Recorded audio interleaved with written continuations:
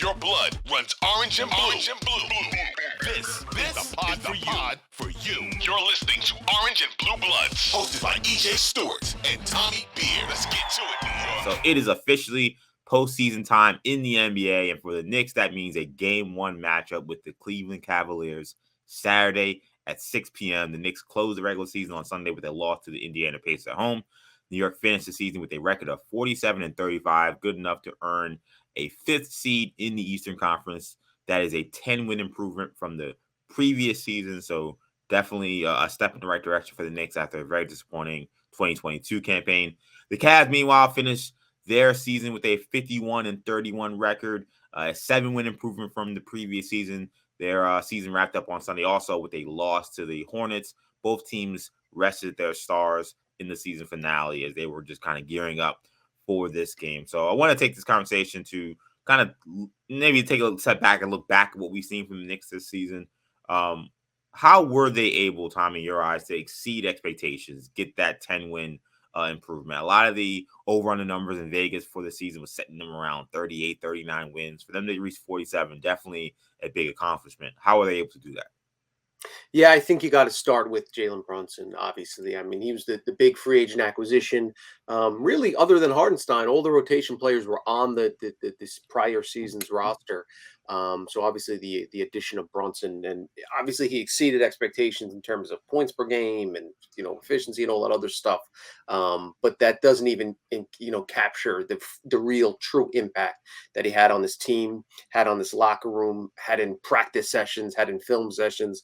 Everyone you talk to on the team, to a man, has nothing but glowing things to say. Your coaching staff, front office, players, about the immediate impact Jalen Brunson had, and it manifested itself in the win total, the competitiveness of the team. Obviously, top 5 in the league in offensive efficiency, can be directly attributed to that. So while there was a lot of other important pieces, and Randall deserves a ton of credit for having a huge bounce back season. We'll talk about IQ going from really emerging as the likely sixth man, the potential sixth man of the year.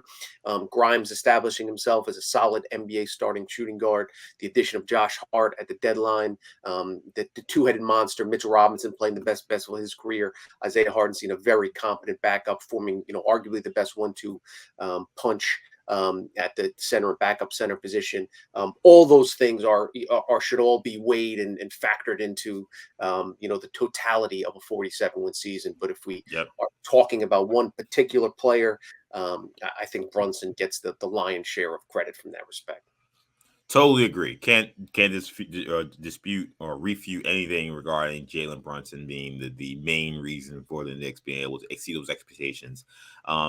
It's crazy that, we talked for now almost 2 decades how much of a weakness the Knicks point guard position was. And to see them have well above average, good to elite level point guard play, and what that meant for this team and what it meant for this franchise, and how it just changed things on the dime, just shows you what we've been saying for a long time, is how important the point guard position is in the NBA. If you don't have one, you're basically playing with your hand tied behind your back. And that's what Nick's been doing for some time. So what Jalen Brunson's been able to do, obviously a big piece.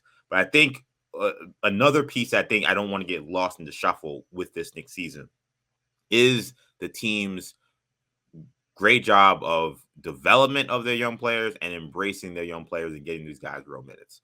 We've talked about Quentin Grimes and his insertion into the starting lineup.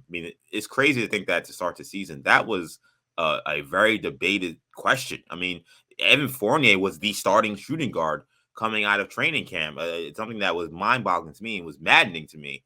But Evan Fournier was starting. Derrick Rose was getting key minutes still.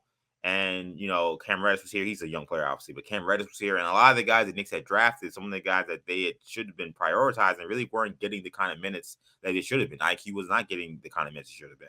McBride was, of course, buried under the bench. Quentin Grimes was getting very limited minutes coming off of the foot injury he dealt with in training camp. And to see how those guys have improved over the course of this season, the Knicks don't get to 47 wins if they don't see that jump. If they're still playing, Rose and Fournier. I don't want to bang on those guys. Those guys are great professionals, and there's no beef at all for me from saying that. But if they're still playing those guys, April 11th, as we record this podcast, I don't think you're talking about the Knicks in the 5th seed for sure. You're probably talking about them playing in a play-in, maybe, and they're probably playing against the Bulls or the Raptors. I mean, they're probably the 9th or 10th team in this situation. I mean, that this whole season turned when the rotation changed. So that's a credit to this organization, credit to the front office, credit to Thibodeau for understanding that had to happen for sure. And the development that we've seen in season of these players also a major credit to Thibodeau and his coaching staff, because Emmanuel quickly going from basically nowhere on the stratosphere, he wasn't on the map when it came to 6 Man of the Year candidates, and now comes in as we enter this postseason as the favorite to win the award. I mean, again, Quentin Grimes, we talk about how he's been shooting the ball so incredibly well of late. You've seen McBride come in and out of the rotation. Doesn't matter if he's playing or playing not. He's always ready to play. He's always ready to defend. Like, these guys being put into the rotation. Jericho Sims giving these guys quality minutes when guys like Mitchell Robinson had gone down. Like, I do want to make sure that is something that is noted in terms of the importance of those guys and how that helped the Knicks get to this next level. Yeah, I mean, and speaking, I think the front office again deserves a lot of credit for trading away Alex Burks and Nerlens Noel and not re-signing Taj Gibson and those type of things where, almost forced Tibbs' hands in certain respects. And he just didn't have those guys that he was comfortable with leaning on. And as a result, we saw increased, playing time for Emmanuel quickly, instead of, being on the bench behind Alex Burks the second half of last season. Obviously, a ton more minutes for Quentin Grimes. So those are things that are all there. And, you mentioned the starting point guard position. And again, it's worth noting. Here's the starting point guards. In opening night, starting point guard, 2011, Tony Douglas.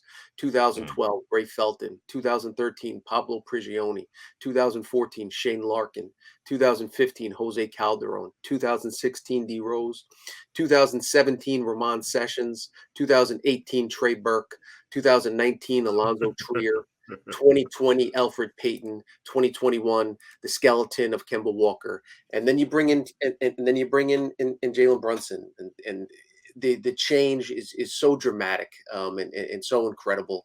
So all those things certainly factor in, and finally having somebody to captain the ship on the floor, and Jalen Brunson has done that again, incredibly important. Hearing that list of journeyman point guards reminded me of like seeing the list of Cleveland Browns quarterbacks over the last 20 some odd years. I mean, that it's kind of odd, I think partly because like the Knicks have had so many issues for the last 20 years. Like, I feel like amongst Knicks fans, they've talked a lot about the point guards, but I don't think that's really been talked about like amongst like the rest of the NBA kind of world, the national scene, in terms of what's been wrong with the organization. Point guard didn't get mentioned nearly as much. I think that's why those that were very skeptical of the Brunson signing, I think that's why they missed the boat so much. I think because they didn't understand how much, again, good to great point guard play would change everything for this team, and that's what we've seen this season. So I thought this was something interesting. We heard from RJ Barrett today as we record this podcast on Tuesday, because there are great feels with this team. A lot of people are excited about this team, but there are some fans that are scarred from what happened back in 2021 when the We Here Knicks team got the 4th seed, home field advantage. Atlanta comes in and Trey Burke kind of burns down the Garden. Like, there are some people that are concerned, saying, hey, we've seen this movie before, like, why should we believe in this team as opposed to 2021? Here's what RJ Barrett had to say on that. I think just one, us having that experience already, it helps, as well as just continuing to work. And we're a lot better than we were. Like, the guys that are on this team that were in that playoff run, we've all grown and we've all gotten better. So that helps. Like I said, the experience helps, and just the guys that we have now, in addition, things been working well, and we just been getting better as a team. So I think we'll be okay. So RJ there says that we're a better team. The players that were there are better from that experience. They've gotten better individually, and they've added guys since then that make this team different than the 2021 team that struggled in the first round. I think he's right. I 100% agree. I think that if you're a Knicks fan that's concerned about what happened in 2021, that this team are frauds, I think you got to stop living in the past. I think that this is a team that if they don't win, it's not going to be because, oh, this team are frauds. I think they're playing against a team that, quite frankly, may be more talented than that Atlanta Hawks team that they played 2 years ago. But this Knicks team is also way more talented than the Knicks team that played that Hawks team in 2021. So what do you think makes this Knicks team different from the 2021 team in your eyes? Or do you think there's a big difference? There's a huge difference. 2 words. Alfred Payton. That was Yeah. that was the Knicks starting point guard those first 2 games, who's out of the NBA and was out of the NBA shortly thereafter. Nerlens Noel started at center for that Knicks team. Taj Gibson averaged 27. I'm looking at it right now. 27.6 minutes per game that series. Reggie Bullock 32.5 minutes. Derrick Rose 35 minutes. And Rose played well, so this is not to knock, Bullock or Rose but Alfred Payton, wasn't a quality starting point guard in the NBA as evidenced by the fact that he was out of the starting lineup and the rotation completely by the end of the series. Having a healthy Mitchell Robinson starting at center, backed up by Isaiah Hartenstein, is a little bit better. And we all love Taj Gibson, is better than the combo of Taj Gibson and Nerlens Noel. Replacing Alfred Payton with Jalen Brunson is I mean, come on, it's leaps and bounds, and that's not even getting into the bench. The combo of IQ, Hart, Obi Toppin, all those players.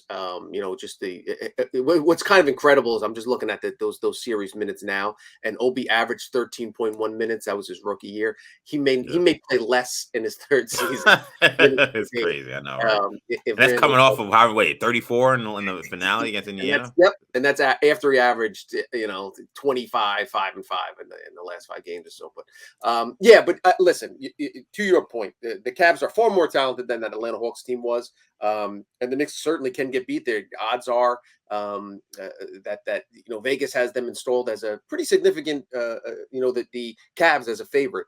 Their last I saw, I think, was minus 210. Basically, the implied odds are 67% chance of the Cavs winning the series. That's kind of is what it is, which makes sense. I mean, they have a very talented roster with the all NBA shooting guard, and the Knicks have their own issues. I think it's a lot closer than 50-50. We'll talk about it as the series goes on. But yes, listen, there's, New York fans are going to be naturally pessimistic. New York teams haven't had a lot of success here. Certainly the Knicks haven't had a lot of success. The last time they got to this point, last time they got in the dance, they tripped and stumbled and were eliminated within 5 games. And again, it wouldn't be the craziest thing in the world if they get eliminated in 5 close games this season. The Cavs are just that talented, but again, it won't. But make no mistake that this team is far more talented, and the future is far brighter than it was in 2021. Yeah, 2021, it was like that was a ragtag group of guys on 1-year deals, guys who were kind of on their last legs. Like Alec Burks, like he was a guy where if he didn't play well that season, he might have been out of the league.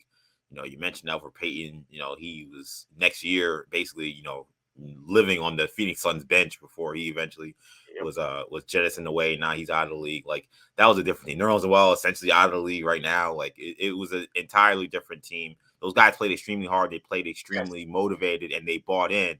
And it does show you that if a team can buy into a coach's philosophy and they go out there and play hard every night, they can rack up wins in the regular season. That's what that team is. Yes. This is a different animal. Again, you got Jalen Brunson, who's a legit star at the point guard. You got Julius Randle, who now doesn't have the pressure of having to do everything like he was in that first year, and now he can kind of have that pressure alleviated by a player like Brunson. That goes a long way. And then, like RJ mentioned, like all those young guys you're talking about, all of them are much better than they were. I mean, the biggest one being Emmanuel Quickley. I mean, Quickley was a spark plug, really nice player at that rookie season he had, but I mean, his efficiency, his defense, his passing, his floor leadership, like everything is so exponentially better. So like when you look, and then not to mention, Josh Hart replaces someone like a Bullock, something like that. Like I mean, it's night and day some of these changes. So yeah, this is a much better team, and I think that this is a team that is younger, more athletic, And I think that would be more up to the challenge of playing in this first round matchup. I definitely feel that way. Yeah, and also you make a good point. In the regular season, you can win games on effort and Yep. preparedness and hunger, and you can kind of eke out those wins, especially in that shortened 2021 season coming off the Yeah. pandemic bubble. Exactly. It's all Yeah. jumbled. Guys were missing games because of COVID, and yeah. The Knicks were incredibly lucky health wise that season, unlike many teams. So yeah, that team is far. This team has even with Randall sitting out the last how many ever games, and Brunson sitting out the multiple for multiple stretches and games in the second half of the season. The talent is night and day, and not to mention the starting lineup, but just guys coming off the bench. Again, and we'll talk about it, in the previewing the series. That's where the Knicks can, if they are going to win the series, I think that's going to be a major factor at the start of the second quarter, start of the fourth quarter. While the Cavs are incredibly talented, 1 through 5, 1 through 6, Knicks can take advantage when those second units are on the floor. I asked a question to start this podcast, and I asked a question to Ken. What's so good about Cleveland? What is so good about Cleveland? I mean, it's in a serious manner, because like we have a Cleveland Cavaliers team that won 51 games. We know Donovan Mitchell very well, unfortunately, because of what happened over the summer, and we followed him over the course of the season, where he's had probably the best season of his career. Evan Mobley could be one of the finalists for Defensive Player of the Year. Darius Garland, a very talented point guard, former All-Star from the year before. Jared Allen used to play in Brooklyn, played in the city, another former All-Star. Who are these Cleveland Cavaliers? What do Knicks fans have to look forward to or be worried about coming into this series? Started doing the preview for my newsletter on Monday, so I was digging into the numbers, and this is a really good team, man. Like I know casual, Knicks fans, like that even fans that are heavily invested in the NBA, names like Evan Mobley and even the Jared Allens and Isaac Okoros and Darius Garland, familiar with them. We know Mitchell, of course, but the way they play together, well coached team by Bickerstaff, and first and foremost, these guys defend, man, like really at a very high level. And then you watch tape, and it's stunning. How well they cover space and challenge shooters, and the proofs in the pudding. First in the NBA in opponent's point per game, only team in the NBA average, that allows fewer than 107 points per contest. First in the NBA in defensive rating, only team in the NBA allowing fewer than 110 points per 100 possessions. Held teams under 100 points 24 times this season. In today's NBA, that says an awful lot. Second in the NBA net rating, basically, powered by this defense. But they're also quality shooting. They had the second highest field goal percentage in franchise history this season. Obviously, Donovan Mitchell's the head of the snake in that respect, but Darius Garland is also an incredibly talented offensive player. And the Cavs are one of just 3 teams, the Sixers and the Celtics being the other 2, to rank in the top 10 in the NBA in both offensive and defensive efficiency. They were 8th in the NBA in offensive efficiency at 115.5 points per game. 17. The other thing is, even when they get down, they can come back. 17 wins this season when trailing by at least 10 points. So I think that could kind of be a theme, as you'll see, the Cavs race ahead and get out to a big lead. Knicks will come back and fight it off. If the Knicks get out ahead, they're going to let the Cavs back in the game. It's going to be a game of runs, and the Cavs have shown that well. So yeah, we can kind of get into specifics, and we'll do a little bit today and more as the week drags on. But just looking in totality, this is a really talented team, a very good team.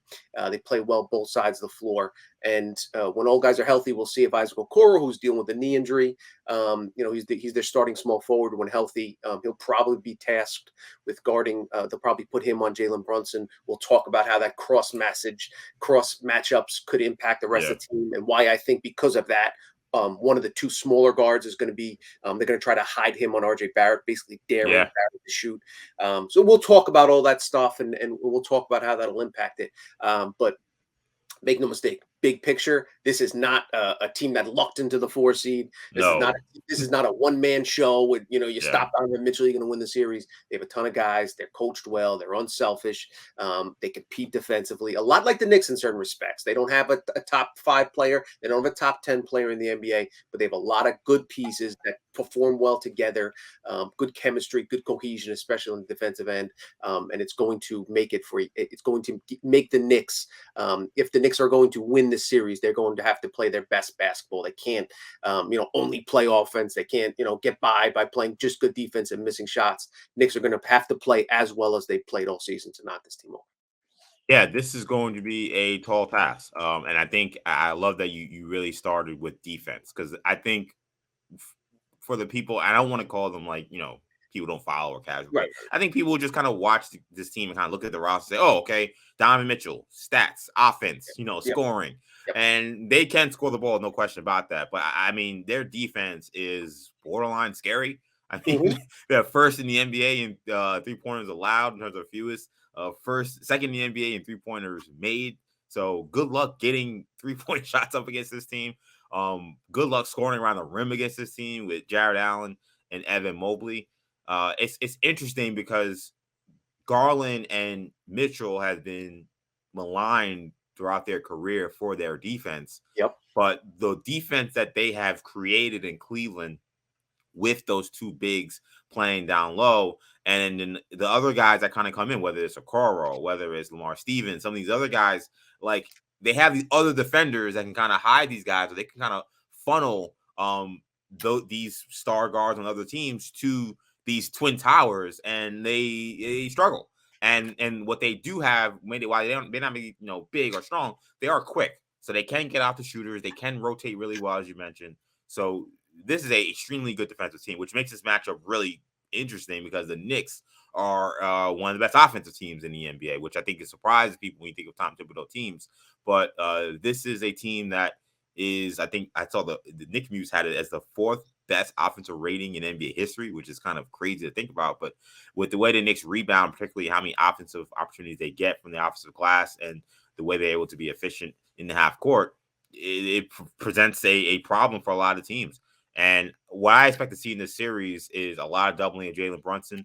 I thought what Biggerstaff said after the game, I think their finale game, when they talked about previewing the series, here's what he said about Jalen Brunson real quick and what he did to them the last time they played when he had 48. Game that Jalen Brunson had put us on high alert. And, I think that's a good thing for us, to have that appropriate fear of your opponent. So again, we'll use it, we'll watch the film, we'll figure it out, and we'll be better. That sounds like a guy who is not going to let Jalen Brunson beat them. To me, that sounds like a guy who said, okay, we saw what Jalen Brunson can do. We know he's a bad man. We're not going to, disrespect him by playing him single coverage. So I think if you're the Knicks, Tom Thibodeau, that coaching staff, we know some of Thibodeau's greatest weaknesses throughout his career has been adjustments and making adjustments quickly. They have to adjust quickly to what happens when they force the ball out of Brunson's hands, because that is definitely going to be plan A for Cleveland. And I think Knicks will be able to get good shots if they do that. They tried to do it a little bit in the second half of that game they played a couple of weeks ago. Obviously, you're playing a team is not as much preparation as a game like game one, but they tried to do it a little bit, and we saw Nick got some great shots, and Grimes had a big game. A lot of other guys had went off in that game. The Knicks got to be ready for that, and it means that these other ancillary pieces beyond Randall have to be ready to shoot and have to be ready to score. You mentioned RJ Barrett; he's been a nightmare from behind the three. Whether it's him deciding to take it to the basket or finding a way to make these shots, like these guys can't be ducks when they get the ball, because I think Brunson's going to have to give it up a lot in this series. Absolutely. I will note that Okoro did not play in that 48-point game. Yes. And Bickerstaff did mention that. What was it? I was going to say, I mean, he has a sleeve on his knee. I know he was shooting in practice. I don't think he was a full participant either from what I saw today. So he's also kind of up in the air. Agreed. It's and understandably so. Neither Bickerstaff's going to tell you how Okoro's doing. Right. Tibbs is not going to tell you how Randall's doing. We'll talk about that in the next Yeah. segment. They're going to be, again, if you're Tibbs, you want Bickerstaff and his staff to spend time preparing if Obi Toppin's going to start game one, if Julius Randall's going to start game one. You want to put that kind of uncertainty and make them dedicate time to something that they may not see. Yada yada yada. So Cavs will do the same. So just as far as Okoro is concerned, Bickerstaff did mention, hopefully we'll get him back. It would be a big boost, without saying he's coming back, hinting that if he's back, that's the guy that's going to be tasked with slowing down Jalen Brunson. So it certainly gives him more options. And then, but I agree with you. Clearly, as he mentioned, that 48-point outburst was a wake up call. And they're not going to, ideally, there's two schools of thought though, and the Knicks will face the same thing. Do you throw two guys at Donovan Mitchell and prevent him from beating you single-handedly, or do you let him get his 44 points and prevent anybody else from getting going? These are conversations that Knicks fans have had for 30 years. When do you let Jordan get 55 and not let Pippen score, and B.J. Armstrong get open shots, and Steve Kerr and John Paxson, etc. It didn't work. Jordan always found a way, and Donovan Mitchell certainly isn't on that level. But these are conversations that you have, and it'll be had after game one and after game two, and when the guy's a bad game, and these are the type of adjustments. But and again, we'll talk about it more in depth. But it's why to me, and just as kind of thinking ahead, it's why RJ Barrett to me is the X factor in the series. If they're going to double team Brunson, then Randall's going to get more shots. But again, you're not going to let a guy that the team's leading scorer, Julius Randall, 25 points, get easy looks either. Night in, night out. Exactly. I suspect they will dare and put up a big sign and say, RJ Barrett, we are daring you to shoot 3-pointers. Barrett shooting 22% over the last month from downtown, really struggled with his shot, with his confidence. Does Barrett take those threes? Can he make them? Or does he use that distance and that spacing as a red carpet into the lane, get to the basket, and make things happen that way, create shots for himself, create shots for his teammates, bully ball. If he's got a smaller defender on him, be it Mitchell or Garland, can he get those guys in foul trouble? Can he post up, work the high post, work the low post, where he's comfortable operating from, and at least make those guys work on the defensive end? Even better if he can draw foul trouble, because as we talked about, one of the biggest advantages the Knicks have is their depth. If Brunson gets in foul trouble or is not as effective, IQ comes in. If Grimes or Barrett is struggling, Hart comes in, and he's probably an upgrade over both those guys, or can be on any given night. Whereas if the Cavs go to the bench, and Garland's not effective, but Garland has 2 fouls, in the first 7 minutes, then you have to rely on Ricky Rubio, or Neto, Karis LeVert to play some point. But the point being, the Knicks, one of their greatest strengths is depth, whereas the Cavs, it's not the case. So all that stuff will be factored in, and that's what makes playoff series so fascinating. Night after night, quarter after quarter, adjustment to adjustment. It's why it's so much fun. I love the playoffs. Love it. It's like a soap opera. It's like watching a movie. The twists and turns, changes. So many things will happen over the course of this series. It won't be fun, but it's like we're spoiled nowadays because the show will drop on Netflix and you can binge 12 straight hours. Yeah, exactly. Back in the day, you'd have to Thursday night, you'd have to watch a show, then wait till the next Thursday night. That's what this playoff series is. Game one, you got to wait 72 hours for game two. We can talk about it, we can rehash it, we can preview, we can Monday morning quarterback, but we still have to wait. There's no spoiler alerts like you watched it. Now you just have to wait for the next one. Yeah, exactly. So it's my favorite time of the year. I love the NBA playoffs. My favorite. I mean, obviously basketball favorite sport, but it's my favorite postseason by far. So the fact that the Knicks are in it and they have a really competitive matchup here in the first round should be a lot of fun. Knicks, Cavs.